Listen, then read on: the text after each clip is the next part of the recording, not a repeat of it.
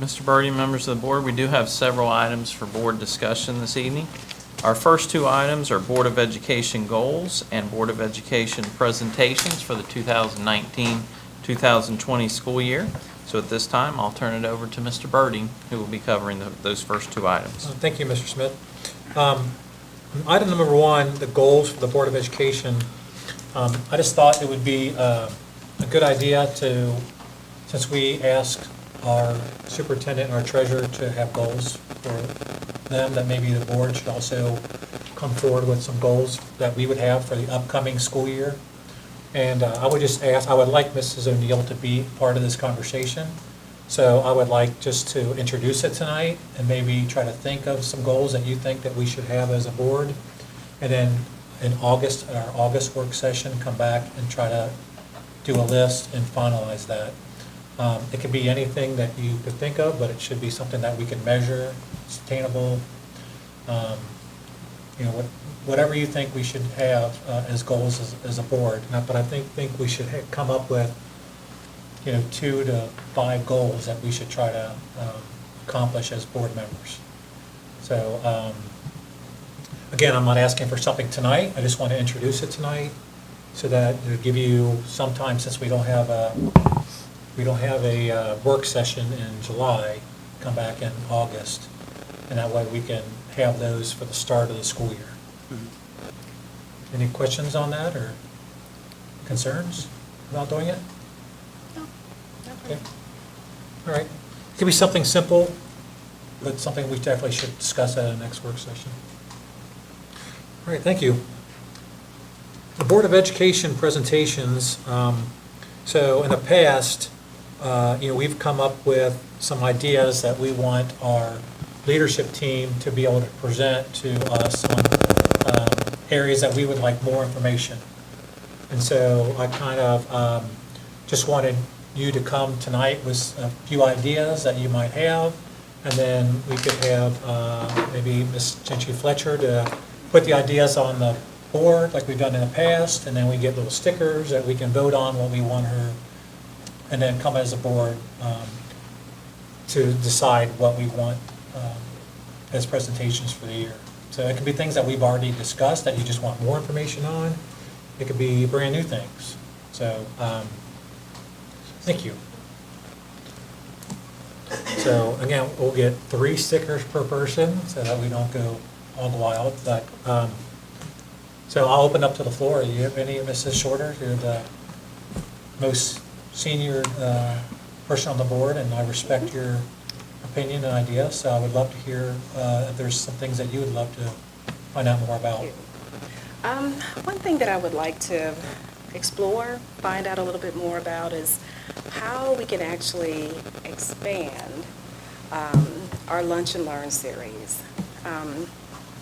We started the Lunch and Learn series, and we've been focusing on STEM, and it's been great. Brian has brought out a great resource. We looked at actuary science, and we've looked at engineering, but is there a way that we can increase the number of kids that participate in Lunch and Learns and the different disciplines? So not just STEM. I think it might be time to broaden it out to different career fields.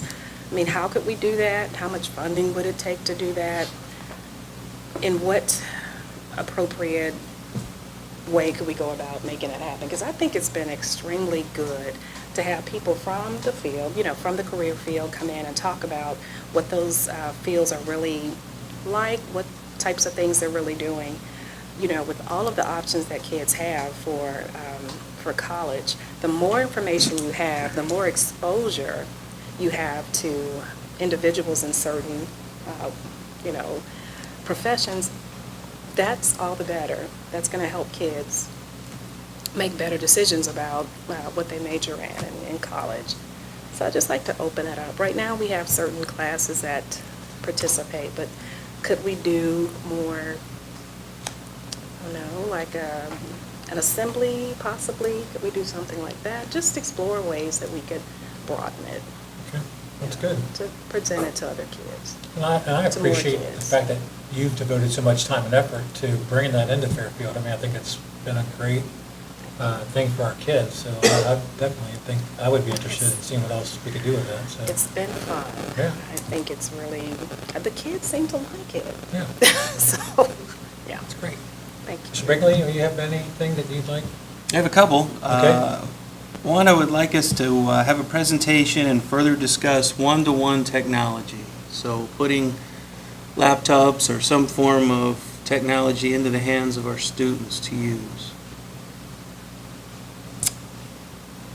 Got another one? Yeah, please, do so. An update on the academy and future plans for expansion and what we may be doing at the middle school. And finally, one more, just a better understanding of the whole English as a second language process and how that works when a non-English speaking student comes to the district, both, basically all the way through the system. So as a second grader, but also as an 11th grader. What does that look like and what does that mean for the district? And how do we work through that?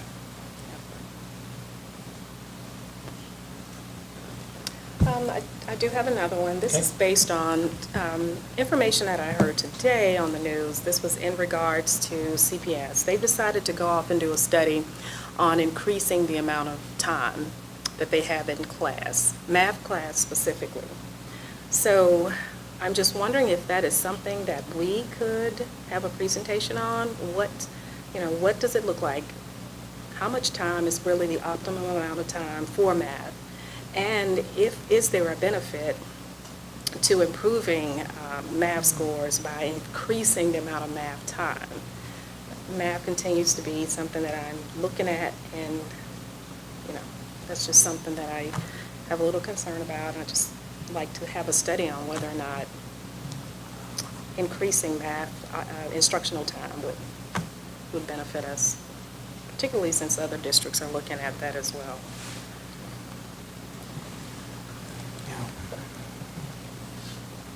Mrs. Gundry, do you have any things that you would, I mean, you're brand new, so there's probably lots of, even if it's things that we've already talked about, even recently, if it's things that you're interested in hearing about, we should put them up on the board. Mostly I'm interested in learning more about school security, steps that have been taken. I saw that 2 new resource officers have been hired. But I would like to learn more about what the security guard does and the process when there is an incident at school. Okay.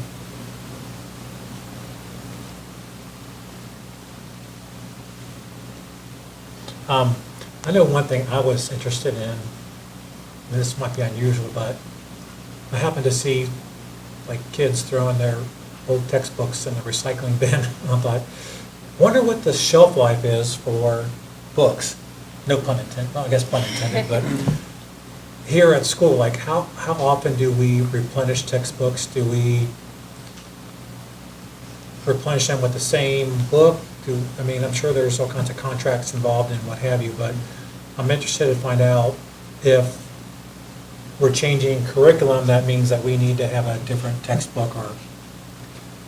That really goes hand in hand with the one-on-one technology Mhm. conversation Right. and what is the pros and cons Right. of books versus.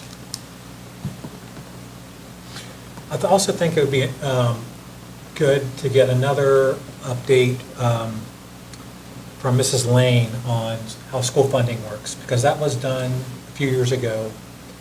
And I'm not even sure Carrie was on the board when we had that discussion. Mhm. And so now we've got 2 new board members that may not know the complete ins and outs of how school funding works and where the money, I mean, I know we get the 5-year forecast and we do hear, that we get money from here and from here, but not really the detailed where the money goes and the federal funding and all those types of things. So I think another comprehensive explanation of how school funding works statewide and federal-wise would be interesting to have again. Because it probably has changed since Well, that as well. and the fact that it's currently in the legislature now, right? Right, To be changed again. right. So something else, because I agree with that, that's a really good one. Something else that came up, I was talking to a student, and we were talking about ACT test preparation. And she mentioned how beneficial the ACT prep class that we have here was. She thought that it was extremely good. What I think is missing is that we have not had another discussion about the tools that we have here, the resources that we have here in the district. I'm not sure if there are enough parents that know about that. So if we could have another ACT test preparation, sort of like workshop, where we put all that stuff out there so parents can really avail themselves of that, because I've heard it's really good. We haven't taken advantage of it. DJ is, well, he's a pretty smart kid, so we haven't availed ourselves of it, but I think parents really need to know that that's there. It's a good resource. Comes at a price, but And maybe we could get some discussion on top of that about what our college is looking for. And yes. those tests, Types and of maybe if the scores. community understands that, if we're hearing it from our leadership, that they know, because parents may not know, well, what's more important, the ACT or, Yeah, yeah, So maybe we can get that dialogue started as well. yeah. Like, how do you know you should stay with the SAT and take, Right. steps to improve your scores there, or is the ACT for your Right. kid? There is discussion about it. I think that's something that's worth bringing back up. Mr. Bigley, do you have anything else you would like to add? I do not. Mrs. Gundram? Oh, thank you. I would like to learn more about our Business Advisory Council. I was fortunate enough to sit in on one of the meetings, and they're still kind of in the infancy stage of getting to know what they're about. But I would be interested to get some input from what results are we going to be getting? What are we looking to get out of that advisory council? What's the state asking us for results from that Business Advisory Council? And so maybe we could get some information on that. Yeah, that's good. Maybe it's blurring the lines and crossing some borders we shouldn't be, but I see a real natural tie between that and what you're talking about with the expansion of the lunch and learn process, because Yeah, that could becomes, be. at the very least, a resource Yeah. for, That's a good point. Why did I not think of that? Dang, smart. So, no, that's a good idea. Never thought of that. Okay. Any other ideas that you can come up with?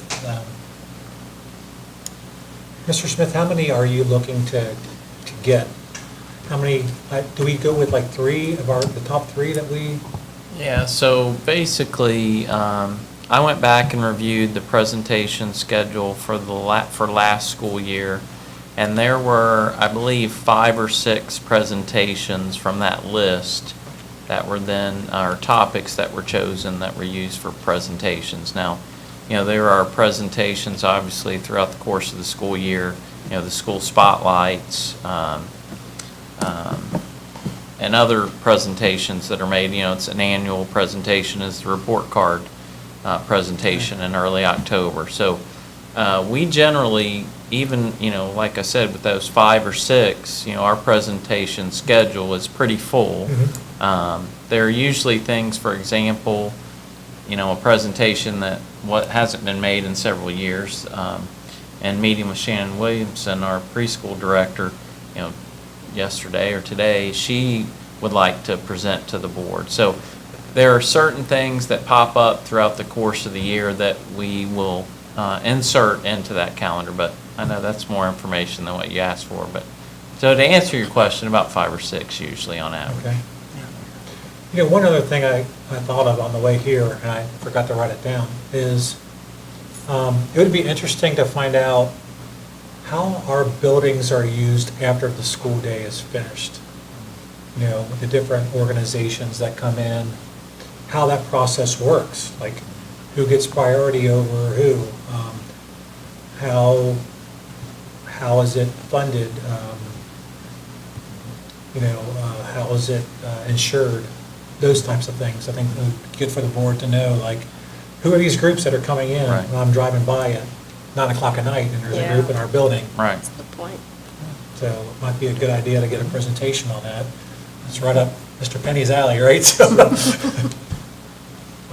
Mr. Smith's often said that the high school never closes, It's the right? building that never sleeps. Yeah. Never And- sleeps. But you know what, our other buildings are, they're not getting as much sleep as they used to get either, which is a good thing. It's really, it's really cool to drive by and see our buildings being utilized, not just by our students, but our community, late into the night, on weekends, et cetera, so. and I would include all the property, so I mean, like our fields that are not a school building, the parking lots that are being used for marching band, those types of things. I mean, I know there's festivals that go on in parking lots, and so I wouldn't just limit it to buildings.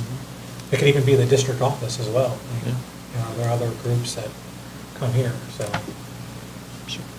I mean, Mr. Hare would say, what about the third grade reading guarantee?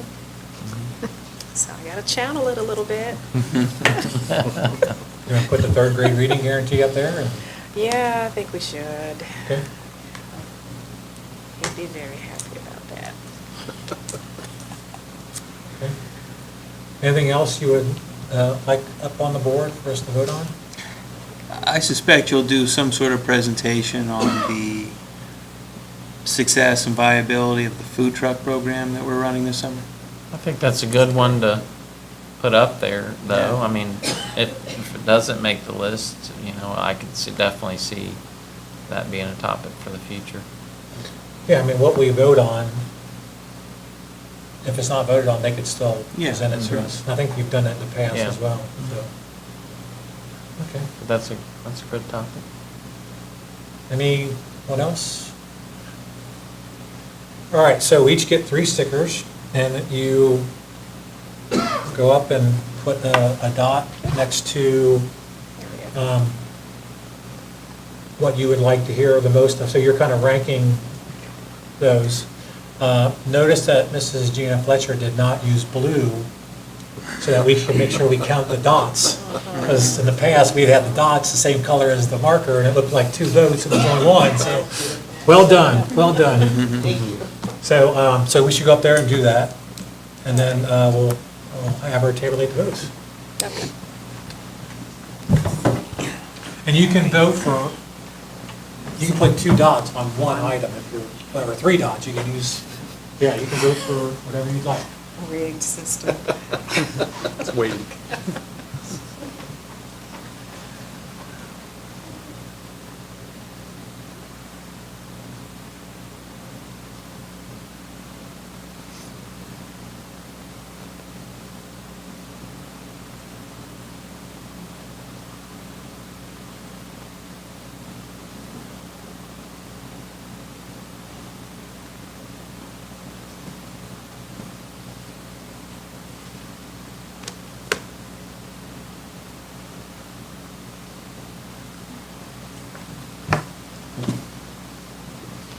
I always need more dots.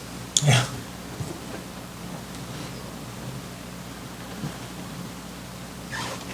Okay, so it seems like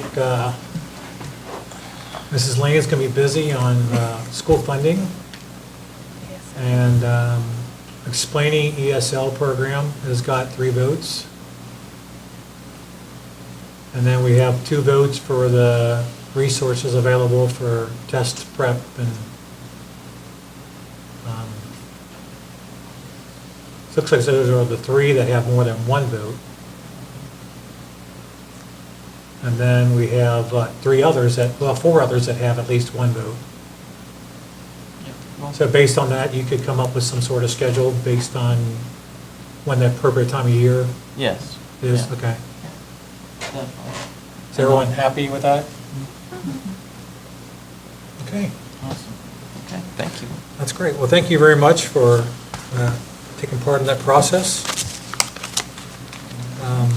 Mr. Smith, I'll turn it back over to you for Okay. item number 3. Thank you. Yeah, our next 3 items for board discussion are substitute rates for 2019-2020, bullying and harassment officer job description, and a board policy.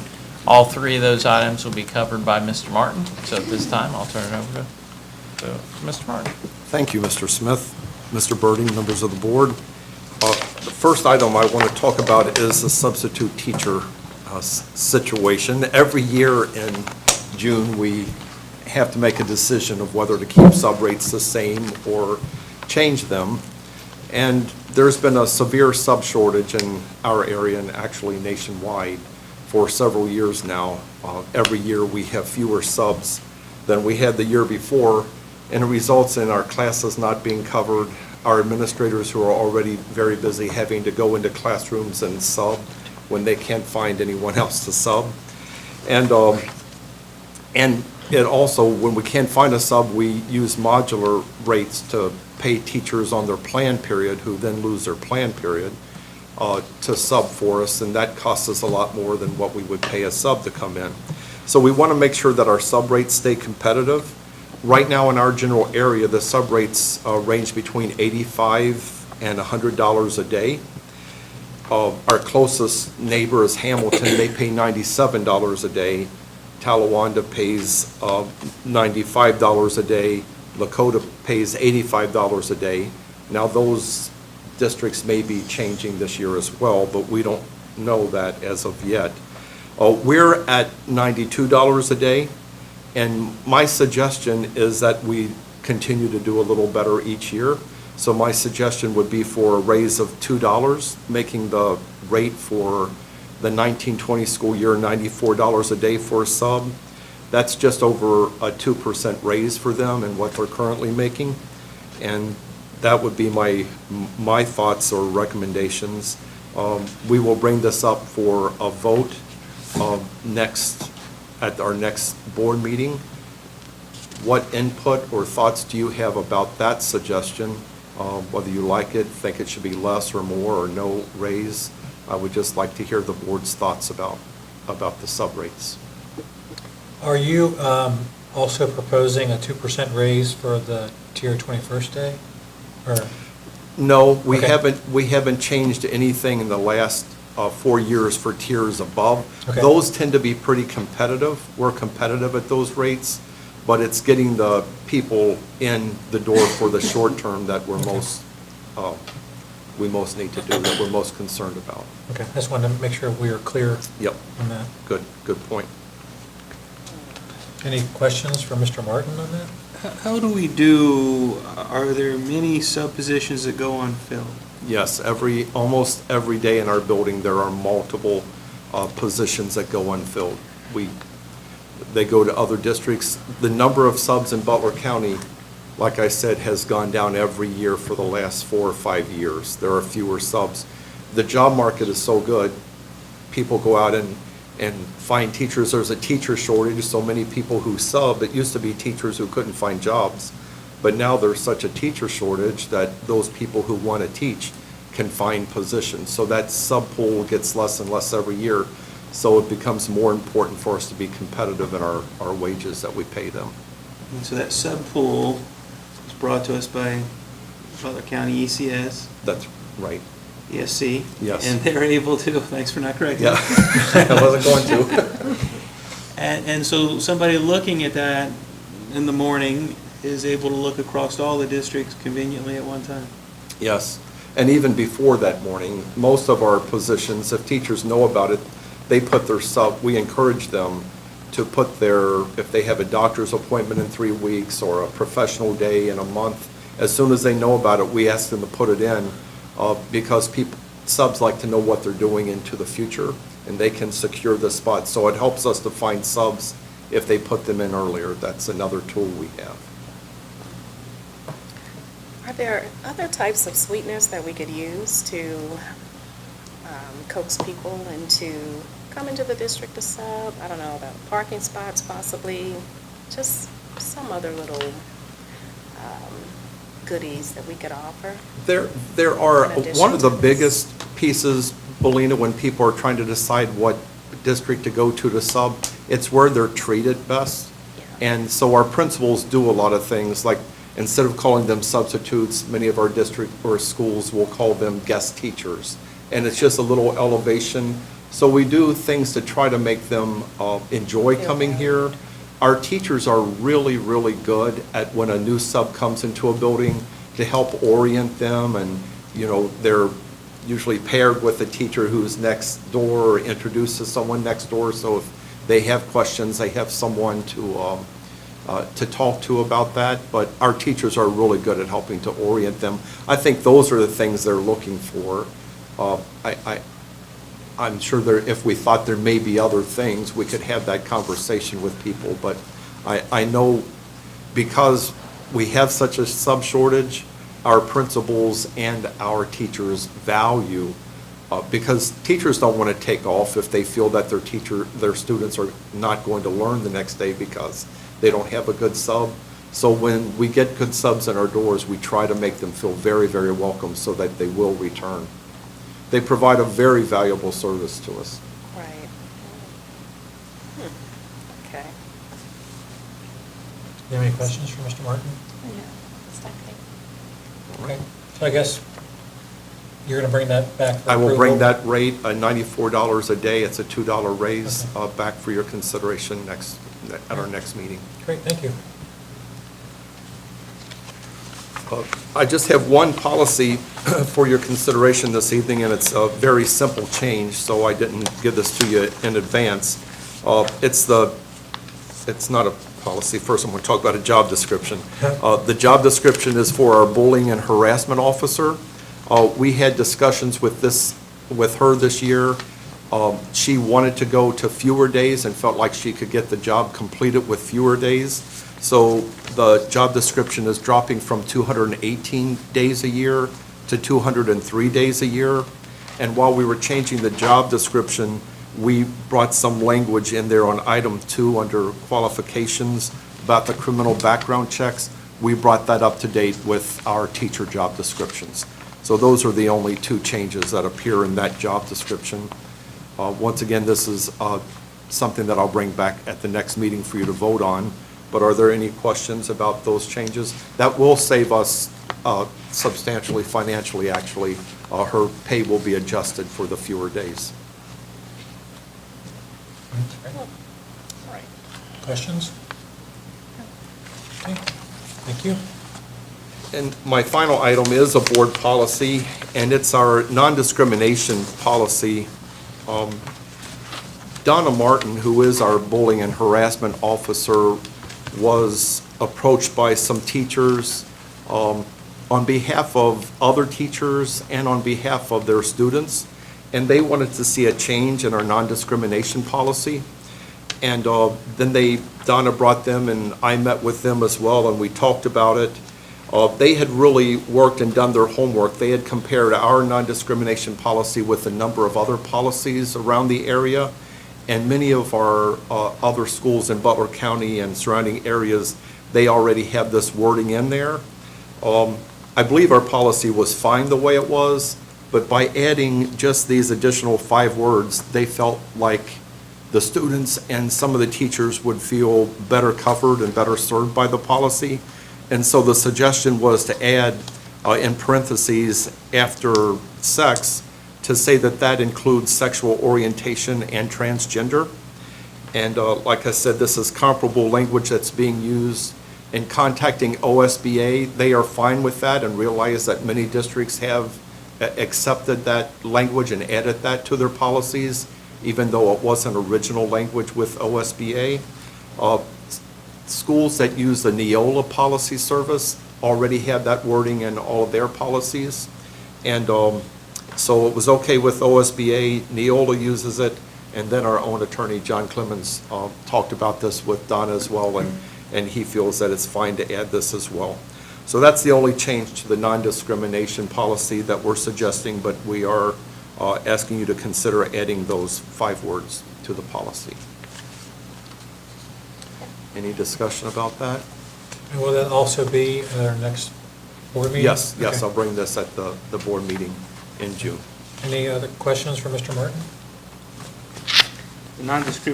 The non-discrimination policy is just our general district-wide policy. Right, it is, and it deals, well, just in general non-discrimination, but very specifically with the hiring processes and, establishing who gets to be involved in whatever. It's our general non-discrimination, that we are not going to be involved in discrimination according to any of these classes or groups. Now, this wording, by the way, is already in our, when you look at our discrimination on the basis of sex, we have a separate policy, and the language is already included in that policy. That's what I thought, yeah. Okay. And is that referenced here? Oh, yeah, it's a cross-reference, got it, okay. Yes, yes. ACA. Okay. All right, thank you, Mr. Martin. You're very welcome.